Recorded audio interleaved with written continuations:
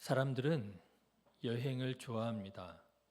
한번 가면 수십만 원, 때로는 100만 원 이상 그렇게 큰 돈이 지출되는데도 불구하고 그렇게들 열심히 여행을 다닙니다. 그런데 생각해 보면 참 이상합니다. 좋은 집 멀쩡하게 내버려 두고요. 괜히 나가서 불편한 집에 가서 불편하게 살면서 우리 집에서 편하게 먹을 수 있으면서요. 굳이 나가서 그 불편하게 밥을 먹으면서요. 그러면서 그 돈을 지출하더라고 하는 것이지요. 먹는 것이 우리 집에서 먹는 것보다 맛있느냐 하면 꼭 그렇지만도 않은 것 같아요. 처음에야 좀 맛있다, 신기하다, 이채롭다 할 수 있겠지만 그렇게 몇 번 먹다 보면 아휴, 내가 이걸 먹겠다고 여기까지 왔어야 됐나 이런 생각이 들 수도 있고요. 처음에야 이런 집도 있구나 좀 이색적인 느낌으로 그렇게 집을 가서 지낼 수 있겠지만 또 며칠 자다 보면 아휴, 그래도 역시 우리 집이 제일 편하구나 이런 생각이 들더라고 하는 거 아니겠습니까? 그런데도 왜 그 비싼 돈을 들여 여행을 가는지 생각해 보면 참 이상한 생각이 듭니다. 그런데 여행을 가면 한 가지 좋은 것이 있을 것 같아요. 그게 뭐냐 하면 다른 어떤 좋은 것을 새롭게 경험해서라기보다는요. 그저 내가 살고 있는 집을 떠나는 거, 내가 살아가던 어떤 공간에서 벗어나는 거, 그거 한 가지는 참 좋은 것 같아요. 여러분 집을 떠나면 어떻습니까? 내가 그동안 매여 있던 것에서부터 해방되는 것 같은 그런 자유를 맛보게 되지 않습니까? 사람들이 집이나 가족, 직장이 100% 싫다라고 하는 것은 아니에요. 그렇지만 때로는 조금 떨어져 있고 싶을 때가 있을 수 있더라고 하는 것입니다. 집이 너무 좋아요. 그런데요, 집이 조금 지루하게 여겨질 때가 있습니다. 나는 우리 가족이 너무나도 좋습니다. 그렇지만 때로는 가족이 조금 불편하게 여겨질 때도 있어요. 직장이 너무너무 소중하지요. 이 직장 들어오기 위해서 얼마나 애를 썼습니까? 그런데 때로는 직장 생활이 힘겹고 지옥같이 여겨질 때도 있는 것이지요. 그럴 때 집을 떠나 여행을 가면 해방감을 맛보고 일탈이라 그러잖아요. 자유를 맛보고 뭔가 한가롭고 여유로우면서 내가 좀 숨을 쉬는 것 같은 그런 느낌을 갖게 되더라고 하는 것이지요. 여러분 가끔 여행 떠나보시기를 바랍니다. 나는 집돌이야. 나는 집순이야. 나는 그냥 우리 집에 있는 게 제일 좋아 라고만 생각하지 마시고요. 가끔 시간을 내서 여행을 떠나보시면 나에 대한 투자라고 할까요? 내가 조금 숨을 쉬고 내가 조금 여유를 누릴 수 있는 그런 여행을 떠나보시면 참 좋구나. 내가 너무 숨가쁘게 앞만 보고 달려갈 필요는 없었구나 하는 생각도 가지게 되시리라 생각이 듭니다. 그런 의미에서 올해 있을 성지순례에 당연히 신앙적으로 우리 안에 큰 유익이 있기를 바라지만 또 동시에 저는 이번 성지순례가 우리 성도님들에게는 쉼이 되고 위로가 되고 안식이 될 수 있는 그런 기회가 되기를 바랍니다. 자, 그런데 여러분 여기에서 우리가 한 가지 좀 생각해 볼 점이 있다고 생각합니다. 여행이 그렇게 쉼이 되고 위로가 되고 안식이 될 수 있는 가장 큰 이유는 어디에 있을까요? 사람들이 참 여행을 많이 가잖아요. 그게 그렇게 좋다는 거잖아요. 어떤 사람은 집 멀쩡히 내버려 두고 텐트 쳐놓고 거기에서 아주 불편하게 잠을 잤잖아요. 근데 그게 그렇게 좋다는 거 아니에요. 그런데 그게 그렇게 좋을 수 있는 가장 큰 이유는 어디에 있을까요? 저는 집이 그 이유가 될 수 있겠다라는 생각이 들었습니다. 앞서 말씀드린 것처럼 우리 집이 때로는 지루하게 여겨질 수 있고요. 때로는 불편하게 여겨질 수 있고요. 때로는 이놈의 방구석, 이놈의 집구석, 지옥처럼 여겨질 수 있을는지도 모르겠습니다. 그런데 여러분 생각해 보면은요, 내가 돌아갈 집이 있으니까 여행이 여행일 수 있는 거 아니겠습니까? 그렇죠? 내가 돌아갈 가족이 있으니까 내가 이렇게 좀 일탈도 꿈꿀 수 있는 것이지요. 내가 돌아갈 직장이 있으니까 이게 자유가 되는 것이지요. 여행이 여행일 수 있는 가장 큰 이유는 여행지에 있는 게 아니라 우리 집에 있는 게 아닌가 하는 생각이 들었습니다. 만일 돌아갈 집이 없이 여행을 떠난다면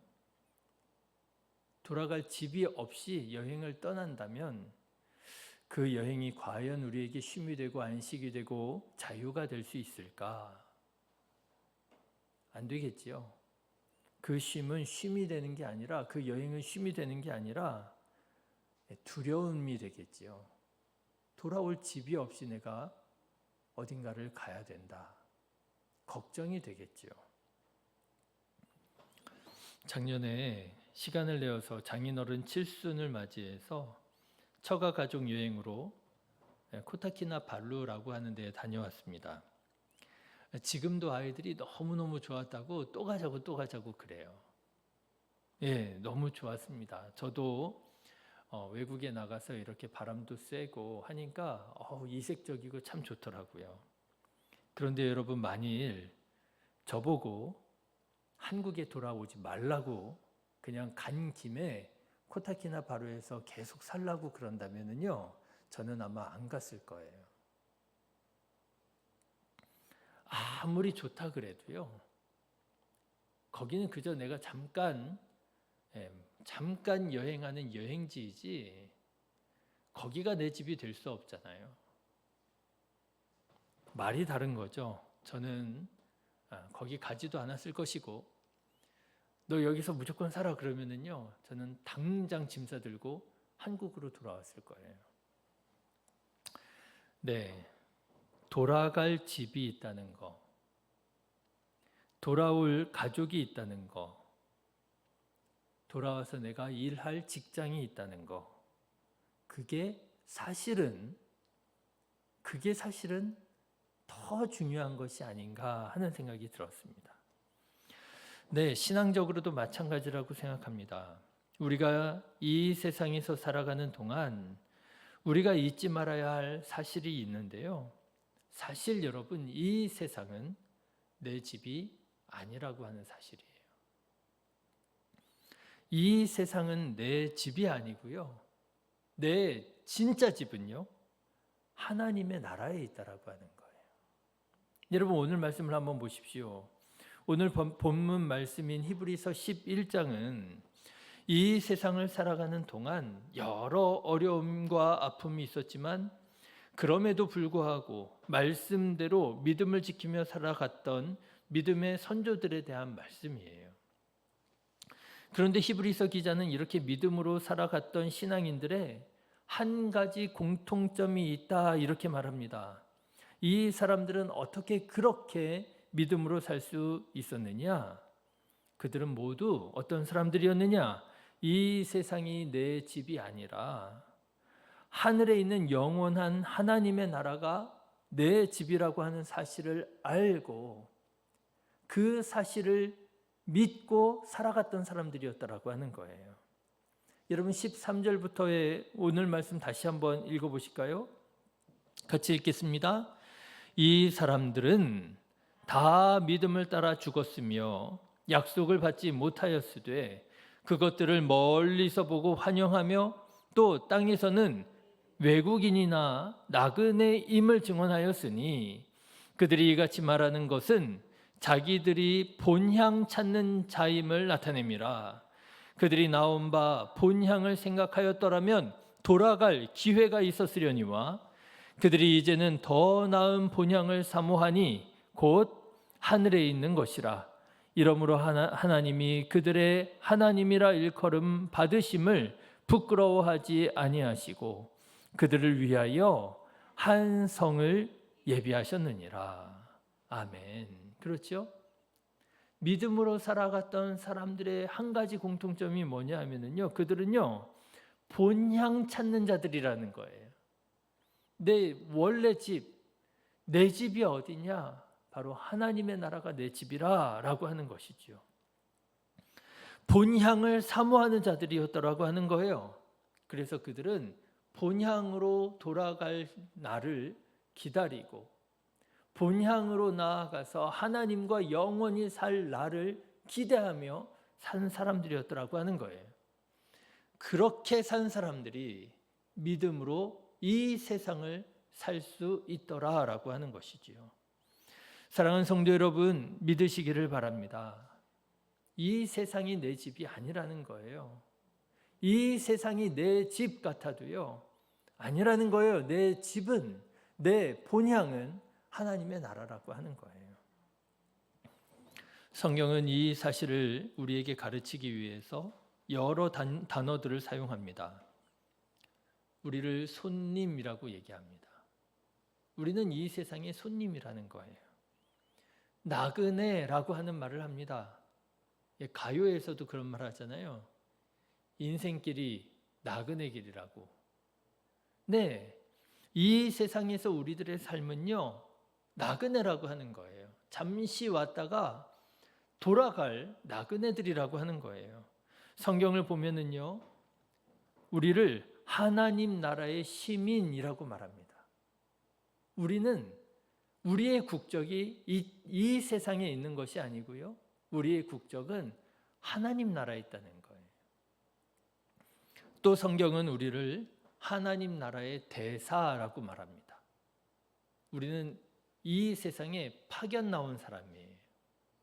하나님 나라를 살아가는 사람으로서 우리가 이 세상을 살아가야 한다라고 하는 것이죠.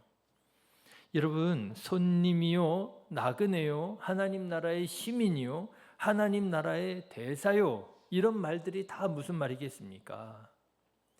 이 세상은 우리들의 집이 아니라, 이 세상이 내 본향이 아니라 나의 본향은, 내 집은 하나님 나라에 있다라고 하는 것 아니겠습니까? 그런데 사람들이요, 이 사실을 잘 알지 못합니다. 이 세상에 연연하면서 이 세상이 전부인 것처럼 살아가더라고 하는 것이죠. 세상에서 기쁨을 찾고요, 세상에서 즐거움을 찾고요, 그렇게 세상에서 전부인 것처럼 살아가다가 세상에서 고통을 당하고 좌절을 하고 그러면은요, 절망하고요, 포기하고요. 물론 여행을 가서 경험한 기쁨과 감동도 크고 아름답다 할 것입니다. 그러나 내가 사랑하는 가족과 함께 우리 집에서 누릴 수 있는 그 소소한 기쁨과 감동만 하겠습니까? 10년이 넘었네요. 2012년에 당시 우리 교회 청년들이랑 미국에 갔었어요. 기억나시죠? 없는 돈 있는 돈 싹 끌어 모아 가지고요, 미국에 가서 캠핑카 큰 거 하나 빌려서 8명이 이렇게 미국 서부를 여행하고 왔었습니다. 얼마나 좋았는지 몰라요. 그때 당시 우리나라 캠핑카라고 하는 문화 자체가 없었어요. 근데 청년들이랑 같이 가가지고 캠핑카를 타고 캘리포니아죠. 저희 그랜드 캐년도 가고요, 요세미티도 가고요. 우리나라에서 볼 수 없는 그런 장관을 보는데 너무너무 좋더라고요. 감동을 받았습니다. 너무 큰 인상을 받았어요. 지금 생각해도 너무너무 좋아요. 그때 당시에는 그런 생각도 솔직히 들었거든요. 야, 이 돈 들여서 내가 꼭 미국 가야 되나? 얼마나 부담이 되는지요. 그런데요, 10년이 지난 지금 생각해 보면은요, 그 돈이 하나도 아깝지 않아요. 그 돈이 하나도 아깝지 않아요. 참 귀한 추억을 내가 이렇게 가질 수 있어서 너무너무 감사하다.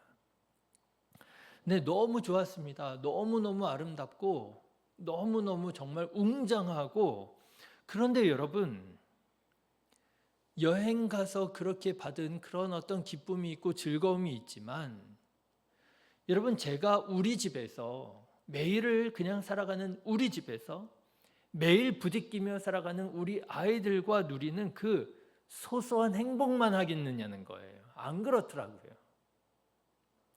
우리 아이들 제가 이렇게 꼭 껴안으면서 야, 나는 부자다 이런 생각이 들 때요, 그 감동이 크면 훨씬 더 비교할 수 없을 만큼 크지요. 근데 여행을 가서 사고 당하면, 어려움 당하면, 야, 이거 여행까지 왔는데 사고를 만나니 이거 참 큰일이다, 뭐 이런 생각이 들 수 있겠습니다. 그렇지만 여러분 한번 생각해 보십시오. 여행 가서 당하는 사고가 크면 또 얼마나 크겠습니까? 우리 집에서 내가 같이 함께 살아가는 가족들 감기 걸려서 누워 있으면 그게 더 마음 아프지요. 여행 가서 좋은 사람 만나고 여행 가서 아름다운 추억을 쌓는 것도 중요하지만, 정말 중요한 것은 나를 창조하신 하나님 아버지를 더욱 사랑하고, 나를 사랑하셔서 나를 구원하시기 위하여 십자가 고난 당하신 예수님과 동행하는 것만 하겠습니까? 사실은 우리가 거기에서 더 의미를 찾고 거기에서 더 기쁨을 찾아야 마땅한 거 아니겠습니까? 여러분, 이 세상이 내 집이 아니라 내 집은 영원하신 하나님 나라에 있음을 알고, 이 세상을 전부로 살아가지 마시고요, 내가 돌아갈 곳, 내 본향 하나님의 나라를 든든히 바라보시기를 주님의 이름으로 축원합니다. 하나님의 나라, 내 본향 바라보며 살아가면 이 세상, 나그네 길로 살아가는 이 세상의 일들이요, 조금은 작게 여겨지실 거예요. 그래, 그럴 수 있지, 괜찮아 하면서 살아갈 수 있을 거예요. 여러분 혹시 천상병이라고 하는 시인을 아십니까? 시인이세요. 1930년에 일본에서 태어나신 시인입니다. 그런데 여러분, 이 천상병 시인의 삶을 제가 좀 알게 됐는데, 그 삶을 보면은요, 어쩌면 이럴 수 있을까 싶을 만큼 너무나도 어렵고 고단한 삶을 사셨더라고요. 일본에서 태어난 이 시인은 한국으로 돌아와서 서울대학교에 입학합니다. 똑똑한 사람이세요. 그런데 그렇게 한국에서 살던 중, 여러분 동백림 사건이라고 아세요? 정치적으로 계획된, 조작된 간첩 조작 사건이에요. 동백림 사건이라고. 그런데 이 천상병 시인이 동백림 사건에 연루가 됩니다. 그래가지고요, 아무런 죄가 없는데 끌려가서 전기 고문을 당하고 막 그렇게 고문을 당해요.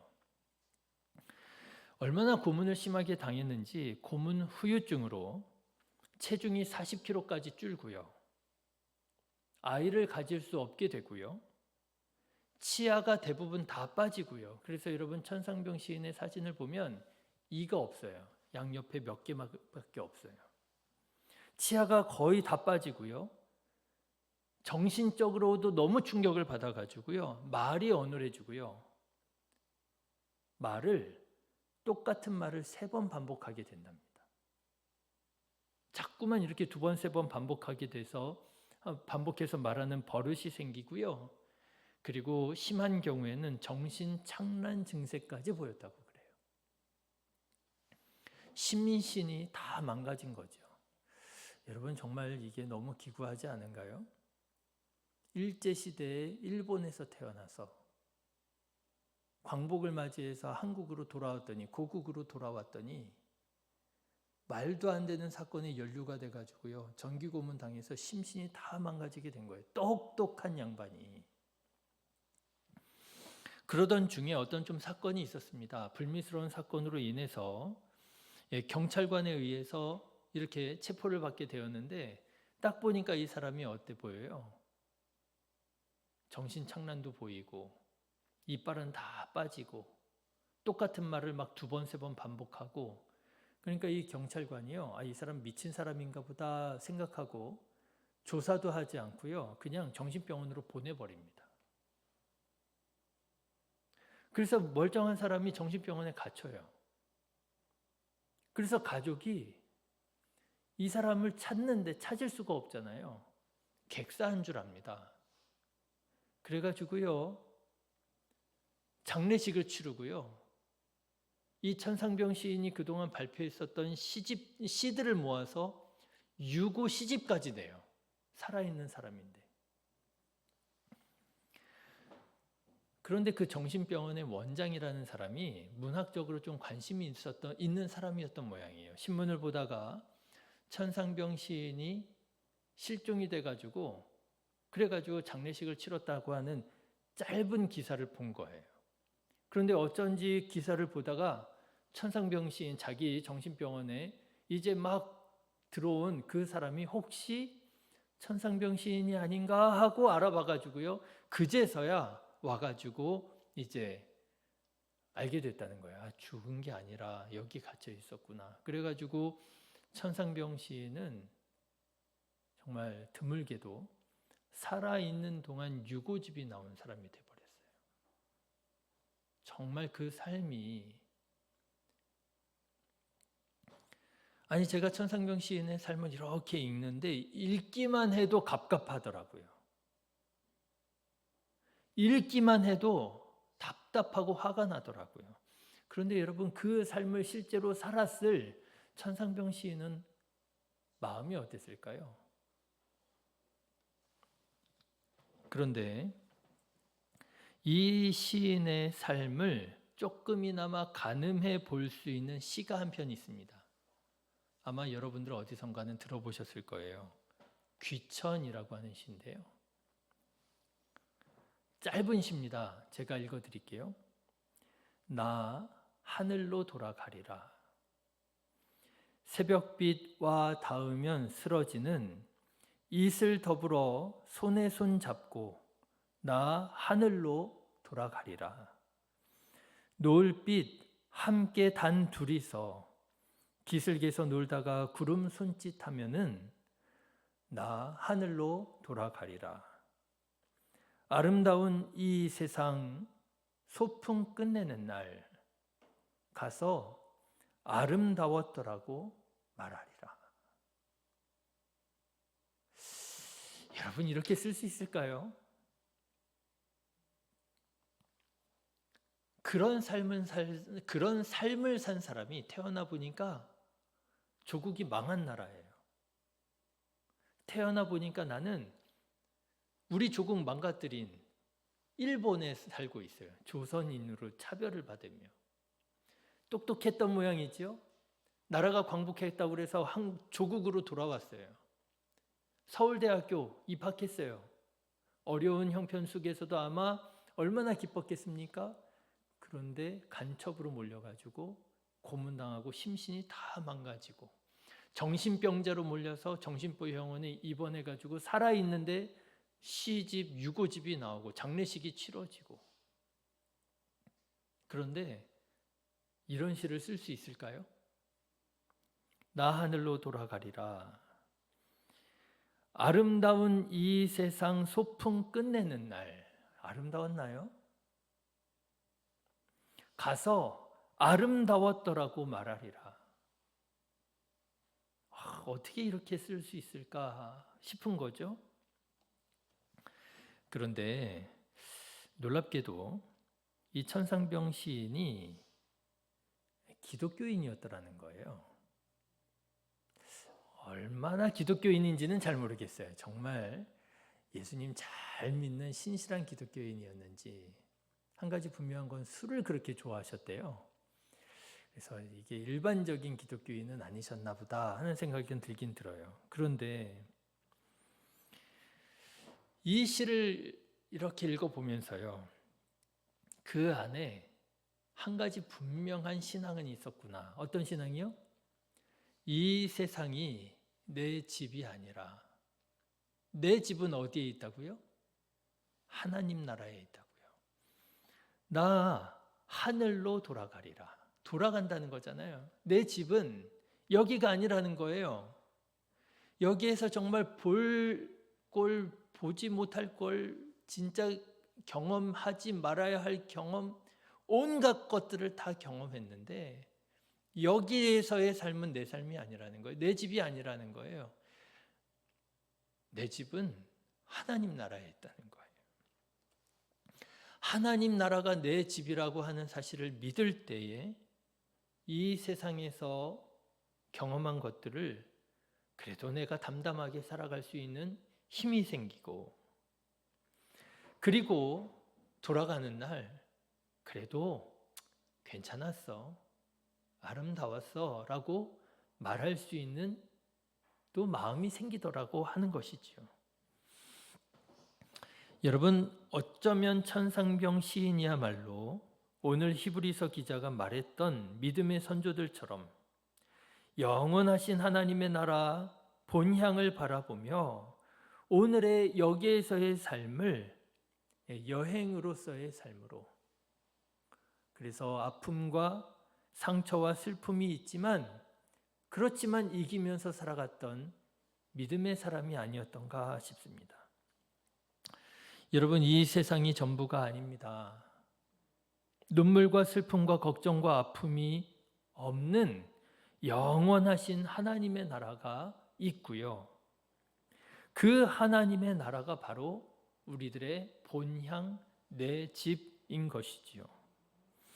사랑하는 성도 여러분, 어떤 일을 만나든지 그 일이 좋은 일이든지 또 좋지 않은 일이든지 하나님의 나라 바라보며 하나님의 도우심을 기대하며 오늘을 주님과 동행하며 담담하게 은혜로 걸어 나아가는, 그래서 마지막 순간에 아름다웠더라고 말하실 수 있는 저와 여러분 다 되시기를 주님의 이름으로 축원합니다.